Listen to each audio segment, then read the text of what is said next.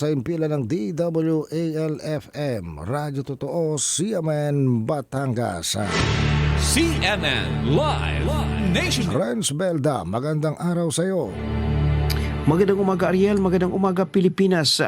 Naging isa sa pangunahing sentro ng pagdiriwang ng Batangas City Foundation Day ang makasaysayang Ilog Kalumpang na dinagsa ng libu-libong Batanggenyo at mga turista upang makaisa sa iba't ibang makulay na aktibidad.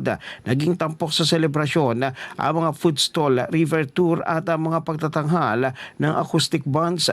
Idinaos din ng iba't ibang paligsahan tulad ng bangkarera, mural painting, fishing competition at iba pang gawaing magbibigay saya at sigla sa mga dumalo.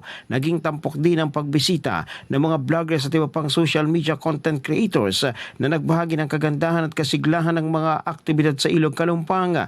Ang gawang ito'y bahagi ng inisyatibo ni Mayor Marvin Marino na higit pang buhayin at paunlarin ang Ilog Kalumpang bilang isang pangunahing destinasyong panturismo sa lungsod.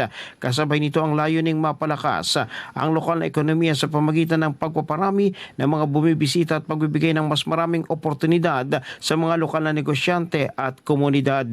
Mula sa DWAL-FM 95.9, ito si Renz Belda ng CMN Batangas, nagulat live para sa CMN Pilipinas. CNN Live Nationwide. Maraming salamat, Renz Belda, mula po naman sa impila ng DWAL-FM, ang Radyo Totoo, CMN Batangas. Samantala, ibinulgan ng